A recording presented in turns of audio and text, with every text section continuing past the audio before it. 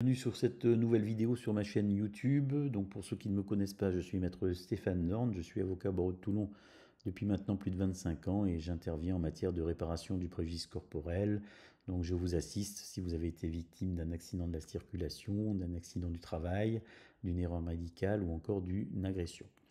Mes cabinets sont situés à Toulon à proximité du palais de justice et également à Sanary-sur-Mer à proximité du casino de jeu. Vous pouvez prendre contact avec le cabinet tout simplement en appelant mon secrétariat, en adressant également un mail au cabinet ou encore en passant par le site internet rubrique contact, nous envoyer un message et nous vous répondrons. Aujourd'hui, donc, j'ai décidé de vous présenter la procédure d'indemnisation en matière d'accident de la circulation. Alors, l'idée de cette présentation n'est pas de vous préciser exactement les conditions pour d'être indemnisé, mais plutôt de vous présenter la procédure que vous allez affronter, entre guillemets, pour être indemnisé, comme je le ferai dans le cadre d'une consultation en cabinet. Alors, vous avez été victime d'un accident de la circulation, donc bien évidemment, vous avez le droit à être indemnisé, et ce processus d'indemnisation va être mis en œuvre par différentes étapes, et la première d'entre elles va être la mise en œuvre d'une expertise judiciaire ou amiable. En effet, en matière d'accident de la circulation, la loi de 85 qui régit la matière a privilégié l'amiable en mettant en œuvre notamment des obligations pour l'assureur de la personne responsable, et celle-ci peut organiser, afin de déterminer vos préjudices, une expertise, mais également cette expertise peut être ordonnée par un juge des référés qui est saisi par le cabinet. On saisit donc le tribunal et on demande une expertise judiciaire et on demande également une provision. Dans le cadre amiable, bien évidemment, on sollicite également de l'assureur de la personne responsable le versement d'une provision à valoir sur vos postes de préjudice dans l'attente de votre indemnisation définitive. Alors cette expertise est très importante puisqu'elle va permettre à l'expert de déposer un rapport d'expertise et c'est sur cette base-là que nous allons pouvoir ensuite chiffrer vos différents postes de préjudice. Donc la première chose, il est très important d'être assisté par son médecin conseil lors des opérations d'expertise. Alors bien évidemment, le cabinet collabore avec de nombreux médecins conseils et nous vous recommanderons un expert selon bien sûr les préjudices qui vous concernent. En pratique, donc, l'expert va vous recevoir. Il va dans un premier temps en présence donc de votre médecin conseil, de votre avocat, de l'assureur ou et de son médecin conseil et parfois également de l'assureur, de l'avocat, pardon, de l'assureur de la personne responsable. Dans un premier temps, le médecin conseil va vous questionner pour vous connaître sur vos habitudes, votre profession, tout ce qui vous concerne, car ces questions-là vont permettre bien évidemment de prendre connaissance de votre situation et d'éléments qui peuvent être importants dans le cadre des préjudices qui seront évoqués par la suite. Une fois ce questionnaire, il va ensuite vous interroger sur vos doléances. Donc concrètement, il va vous demander ce que vous subissez au quotidien, notamment depuis l'accident de la circulation, ce qui a changé concrètement dans votre vie au quotidien depuis cet accident.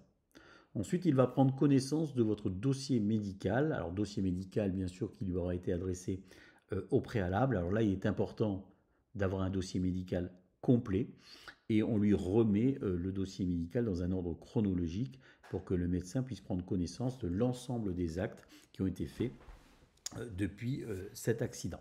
Là, il est également très important, lorsqu'il y a de l'imagerie médicale, de ne pas se contenter de lui adresser uniquement les comptes rendus de ses examens, mais également tout ce qui est CD. Donc il ne faut pas hésiter à solliciter la communication des CD lorsque vous faites ce type d'examen. Pourquoi? Tout simplement parce que l'expert médical aime bien prendre connaissance de ces CD afin de se faire son propre avis sur ce qui a pu être constaté. Une fois cette connaissance du dossier médical terminée, il va procéder à votre examen médical. Donc là, il n'y a rien de particulier, c'est un examen médical, mais qui va permettre à l'expert de prendre connaissance de votre état médical et de déterminer concrètement les préjudices qui vous concernent par rapport notamment à la nomenclature d'Intillac qui liste concrètement les différents préjudices qui peuvent intéresser une victime, et également bien sûr par rapport à la mission qui lui a été confiée, puisqu'il faut savoir que l'expert médical a une mission et qu'il doit répondre à différentes questions dans le cadre de cette mission. Une fois cet examen médical terminé, il va y avoir une discussion qui va se mettre en place entre les différents intervenants pour déterminer les préjudices qui vous concernent, retenir ou pas retenir un préjudice, et si ce préjudice est retenu, le quantifier ensuite pour pouvoir chiffrer votre indemnisation.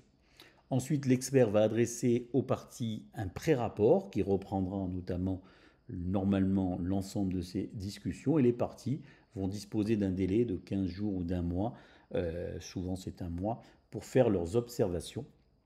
Et ensuite, le rapport définitif sera déposé. Alors il est important dans le cadre de ces observations éventuellement de faire état peut-être d'un poste de préjudice qui aurait pu être omis dans le cadre de vos doléances. C'est à ce moment-là qu'il faut le préciser pour permettre à l'expert éventuellement d'en discuter. Alors bien évidemment, il est préférable de ne pas omettre de poste de préjudice et lors de la réunion d'expertise d'évoquer l'ensemble des éléments qui vous intéressent.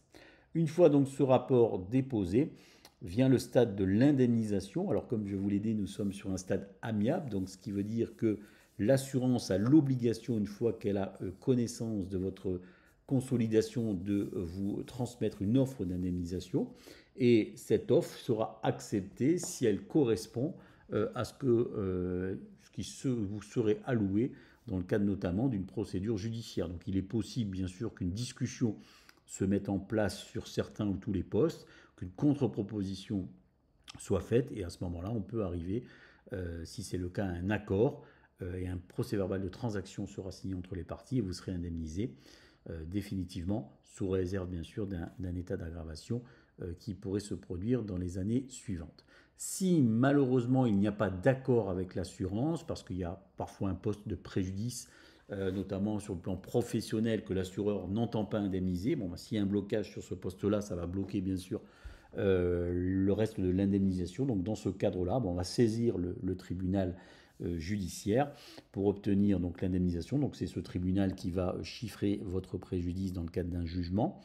Et en parallèle, ce que l'on fait, on saisit le juge de référé pour obtenir un complément de provision si ce n'est pas versé volontairement par l'assureur, afin d'avoir là encore une avance sur votre indemnisation.